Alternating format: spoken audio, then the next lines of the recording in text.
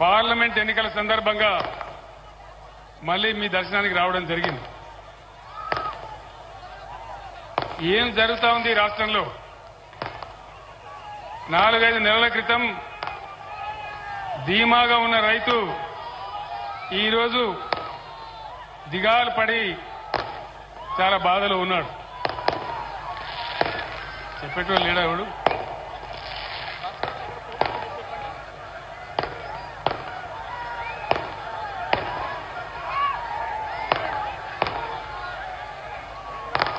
మీ అందరితోని నేను ఒక 4-5 విషయాలు మాత్రం మనవి చేస్తాను.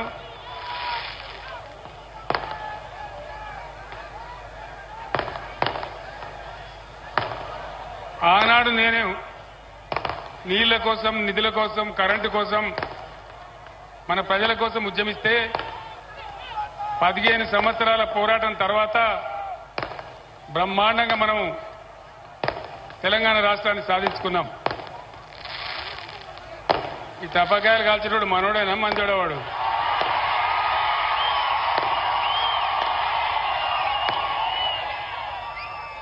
మనోడైతే అట్లా కాల్చాడు, మనోడు కాదా?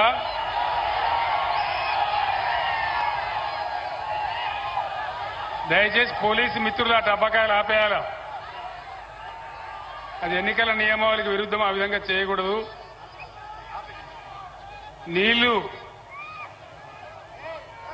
ఆనాటి నుంచి ఈనాటి వరకు మన పోరాటం నీళ్లు. తెలంగాణ బతికే నీళ్ల మీద పోరాటం. ఈరోజు ఈ జిల్లాలో మినిస్టర్లు ఉన్నారు. ఇరిగేషన్ శాఖ మంత్రి స్వయంగా ఇక్కడ ఉన్నాడు.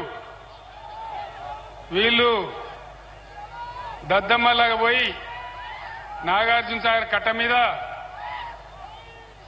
కేంద్ర ప్రభుత్వానికి అధికారం ఇచ్చేసినారు, కేఆర్ఎంబీకి అప్పచెప్పినారు. మీరందరూ కూడా చూసినారు ఆ విషయాన్ని కల్లారా. మీ అందరు నేను ఒకటే కోరుతా ఉన్నా, 1956 నుంచి ఈనాటి వరకు మనకు శత్రువే కాంగ్రెస్ పార్టీ. 56లో మనల్ని ఆంధ్రప్రదేశ్లో కలిపి 58 సంవత్సరాలు అనేకమైన గోస పెట్టిందే కాంగ్రెస్ పార్టీ.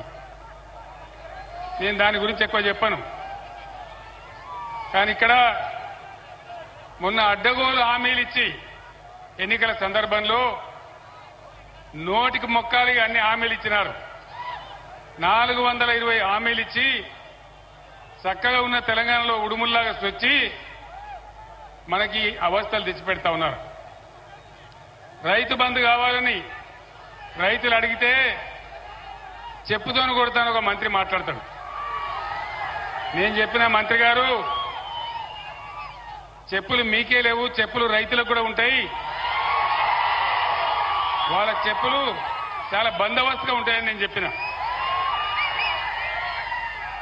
బీఆర్ఎస్ పరిపాలనలో బీఆర్ఎస్ 10 ఏళ్ల అధికారంలో ఉంటే తెలంగాణ రాష్ట్రంలో 18 పంటలకు ఏమాత్రం వెనక ముందు కాకుండా బ్రహ్మాండంగా సాగర్ ఆయకట్టంతా నీళ్ళిచ్చి పంటలు పండించినాం, బంగారు పంటలు పండించినాం.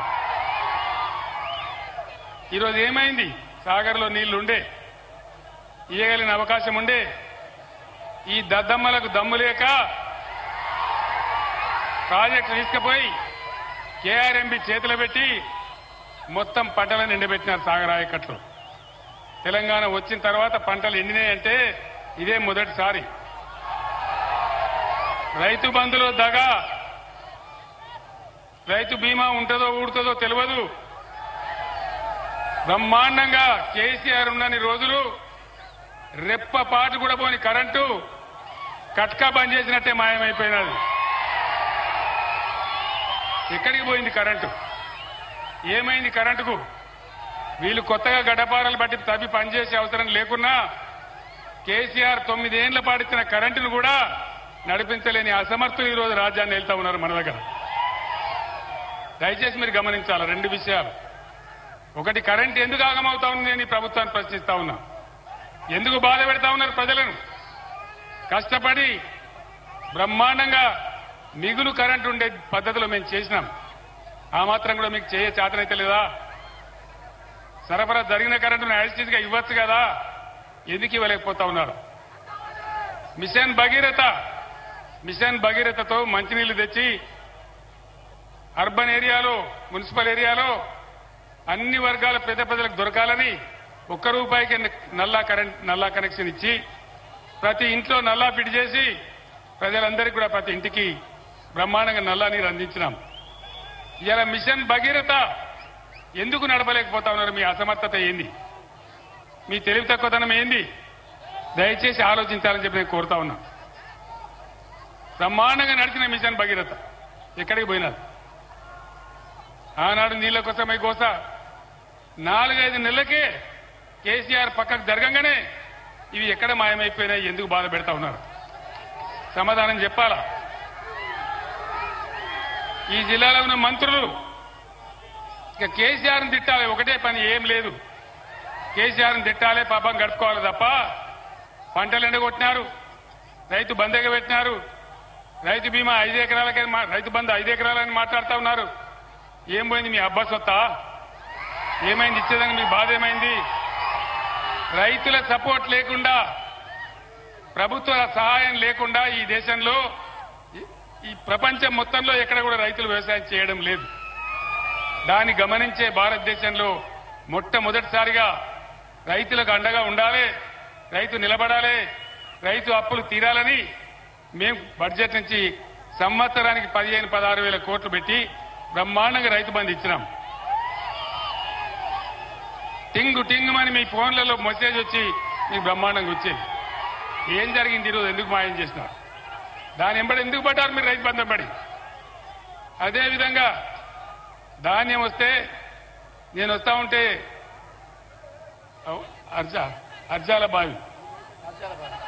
అర్జాలబావి దగ్గర నా బస్సును ఆపి రైతులు అడిగినారు, సార్ 25 రోజులైంది ధాన్యం తెచ్చి, ధాన్యం ఎత్తడం లేదు, ధాన్యం కొనడం లేదని చెప్పినారు. ఎందుకు వస్తా ఉంది ఈ పరిస్థితి?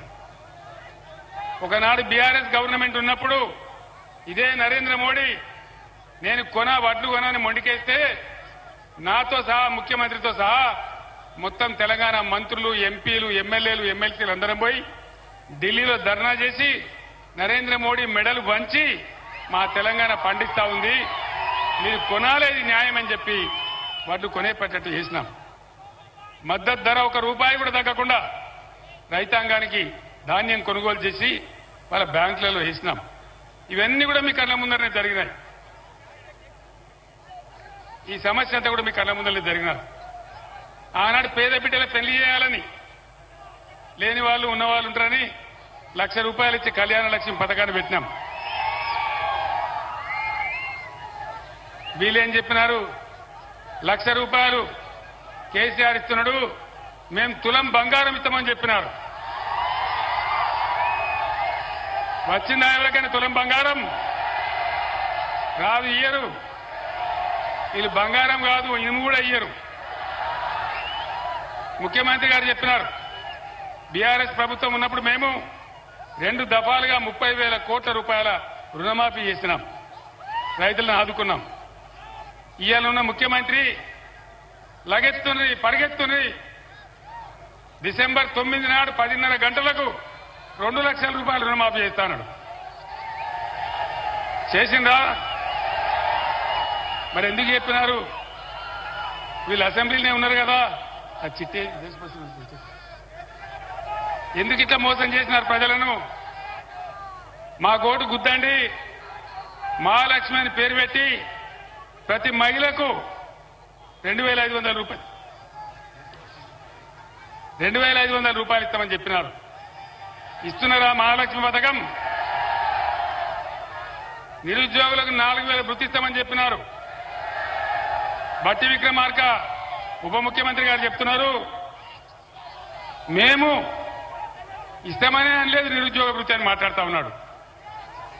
అడ్డగోలు హామీలు ఇచ్చి, అడ్డగోలు వాగ్దానాలు చేసి, ప్రజలను మోసం చేసి గద్దెకెక్కినటువంటి ఈ కాంగ్రెస్ ప్రభుత్వం ఈరోజు మళ్లీ మీ ముందుకొచ్చి మళ్ళా ఓట్లు అడుగుతా ఉంది. నేను ఒక్కటే మాట మీకు మనవి చేస్తా ఉన్నా, ఒక విషయం నేను మీకు మనవి చేస్తా ఉన్నా. ఈ పార్లమెంట్ ఎన్నికలలో బీఆర్ఎస్ అభ్యర్థులు గెలిస్తేనే బ్రహ్మాండంగా ఈ ప్రభుత్వం యొక్క మెడలు వంచి అన్ని కార్యక్రమాలు అమలు చేపిస్తాం. ఆ బాధ్యత నాది. నేను ఒక్కటే మాట మనవి చేస్తా ఉన్నా. ఇవాళ తెలంగాణ కేసీఆర్ ఆనవాళ్ళ లేకుండా చేస్తామంటారు. కేసీఆర్ తీసుకుపోయి చెర్లపల్లి జైల్లో వేస్తామంటారు. ఈ జైళ్లకు తోకమట్ట కేసీఆర్ భయపడతాడా? అట్లా భయపడితే తెలంగాణ వచ్చేదా? 15 ఏళ్లు బ్రహ్మాండమైన పోరాటం చేసి తెలంగాణ తెచ్చినా మీ అందరు చూసినారు మీ కళ్ళ ముందే. ఈరోజు నిన్ను జైల్లో వేస్తాం, నీ పేగులు తీసి మెడలేసుకుంటాం, నీ గుడ్లు వీకి గోళీలు ఆడతాం. ఇదా భాష? ఒక ముఖ్యమంత్రి మాట్లాడాల్సిన భాష? మిమ్మల్ని పండబెట్టి తొక్కుతాం, ఇదే భాషనా? ఒక ముఖ్యమంత్రి నుంచి ఆశించేది ఇదేనా? 15 ఏళ్లు పోరాటం చేసి తెలంగాణ సాధించిన వ్యక్తి, 10 ఏళ్లు బ్రహ్మాండంగా తెలంగాణ ప్రజలను కులము మతము వర్గమనే భేదం లేకుండా అన్ని వర్గాల ప్రజలను బ్రహ్మాండంగా చేసినటువంటి వ్యక్తిని పట్టుకొని నీ గుడ్లు వీక్తా, నీ పేగులు బీక్తా, నిన్ను జైలు వేస్తా, ఇదా మాట్లాడవలసిన భాష? దయచేసి ఆలోచన చేయండి. అన్ని అబద్దాలు చెప్తూ శ్వేతపత్రాలు విడుదల చేసి బోగస్ మాటలు చెప్తూ ఇచ్చినటువంటి హామీలన్నీ ఎగబెట్టి 6 హామీలకు పంగనామం పెట్టి ఈరోజు చేతులు ఎత్తేసి అడ్డగోలు మాటలు మాట్లాడుతూ ఉన్నారు. దయచేసి నేను మిమ్మల్ని ప్రార్థించేది ఒకటే, ఎంత మంచిగా నీళ్లు వస్తూ ఉండే నాగార్జున సాగర్ కాలువలు, పంటలు ఎంత బాగా పండుతా ఉండే, మాకు కూడా చాలా సంతోషం ఉండే. 18 పంటలు పండించినాం నాగార్జున సాగర్ కింద. చివరి భూములకు కూడా నీళ్లు ఇచ్చినాం. శాశ్వతంగా ఒకవేళ కృష్ణలో నీళ్లు తక్కువైనా కాళేశ్వరం నీళ్లు తెచ్చి మూసీ నదిలో వేసి అక్కడి నుంచి ఉదయ సముద్రాన్ని తెచ్చి అక్కడి నుంచి పెద్దదేవులపల్లి రిజర్వాయర్ కలపాలి. శాశ్వతంగా ఈ ప్రాంతం ప్రజలకు కరువు ఉండకూడదని చెప్పినాడు. మేము ప్రణాళికలు రచించినాం. ఇవాళ అన్ని బంధు కేసీఆర్ ఆనవాళ్లు తీసేస్తాం. కేసీఆర్ అంబేద్కర్ పుణ్యమని, డాక్టర్ బిఆర్ అంబేద్కర్ గారి పుణ్యమని మనకు తెలంగాణ రాష్ట్రం వచ్చింది. ఆయన రాజ్యాంగంలో ఆర్టికల్ 3 పెట్టినాడు కాబట్టి ఆయనను గౌరవించాలని మొత్తం ప్రపంచంలోనే ఎక్కడ లేనంత ఎత్తులో 125 అడుగుల ఎత్తులో హిమాలయం అంతా అంబేద్కర్ విగ్రహం హైదరాబాద్ లో పెడితే, మొన్న అంబేద్కర్ జయంతి జరిగితే ముఖ్యమంత్రి మంత్రులు ఎవరు పోలే, ఆ మానేనికి ఒక దండ పెట్టలే, గేట్లు తాళం వేసినారు. వేరే రాష్ట్రాల నుంచి కూడా ప్రజలు వచ్చి ఇదేం దిక్కుమాలిన ప్రభుత్వం తిట్టుకుంటూ పోయినారు. దయచేసి మీరు ఆలోచన చేయాలి.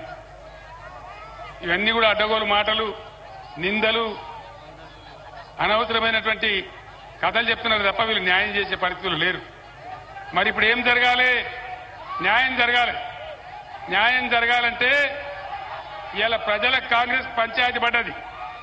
ప్రజల పక్షాన గట్టిగా కొట్టాడేటటువంటి పంచాయతీ పెద్ద కావాలి. ఆ పంచాయతీ పెద్ద ఎవరు? కేసీఆర్ఏనా? బీఆర్ఎస్ ఏనా? నేను మీ అందరినీ ప్రార్థించేది ఒకటే, నేను ఇంకా సూర్యాపేటకు వెళ్లాలా, విషయాలన్నీ మీరు టీవీలో చూస్తా ఉన్నారు. నిన్న రాత్రి టీవీ 9లో నేను కూడా అన్ని చెప్పినాను, మీకు అన్ని విషయాలు తెలిసిపోయినాయి. తప్పకుండా మళ్ళా మన రాజ్యమే వస్తుంది, అనుమానం లేదు. ఎవడు కూడా ఆపలేడు. బ్రహ్మాండంగా తెలంగాణ మనం కలగన్న బంగారు తెలంగాణ అయ్యేదాకా మనం అద్భుతంగా తీసుకొని పోవాలి. నేను మిమ్మల్ని అందరినీ ప్రార్థించేది, మిమ్మల్ని అందరినీ కూడా నేను ప్రార్థించేది, పార్లమెంట్ ఎన్నికలలో బీఆర్ఎస్ కు బలం ఇస్తే అది తెలంగాణ ప్రజల బలం అవుతుంది, తెలంగాణ ప్రజల శక్తి అవుతుంది. మీ తరఫున ఈ ప్రభుత్వం మెడలు వంచగలుగుతాం, అన్ని విధాలుగా సాధించగలుగుతాం. ఇవాళ మీరు చూపించినటువంటి ఈ స్వాగతం, ఈ ప్రేమ నా జన్మలో కూడా నేను మర్చిపోను. ఇంత అద్భుతంగా మీరు ఏర్పాటు చేసినందుకు చాలా సంతోషం. కానీ మే 13వ తేదీ వరకు ఇదే ఉత్సాహాన్ని కొనసాగించి పార్లమెంటులో కృష్ణారెడ్డి గారికి ఓటేసి, కారు గుర్తుకు ఓటేసి మీరు గెలిపించాలి. ఇవాళ 10-12 ఎంపీలు మనం గెలిస్తే తెలంగాణలో భూమి ఆకాశం ఒకటి చేసేంత పోరాటం చేస్తాను నేను మనవి చేస్తా ఉన్నా. మీరిచ్చే బలంతోనే కేసీఆర్ గాని బీఆర్ఎస్ గాని పోరాటం చేయగలుగుతారు, మీకు న్యాయం చేయగలుగుతారు, హామీలు అమలు చేయించగలుగుతారు, ఈ కాంగ్రెస్ ప్రభుత్వం మెడలు వంచగలుగుతారు, రైతులకు న్యాయం జరుగుతుంది, కరెంటు చక్కగా వస్తుంది. కాబట్టి దయచేసి ఈ ఎన్నికల్లో బీఆర్ఎస్ అభ్యర్థి కృష్ణారెడ్డి గారి కారు గుర్తుకు ఓటేసి గెలిపించాలని మీ అందరినీ కూడా కోరుతూ నేను సూర్యాపేటకు బయలుదేరుతా ఉన్నా. జై తెలంగాణ, జై తెలంగాణ, జై తెలంగాణ. కారు గుర్తుకే, కారు గుర్తుకే.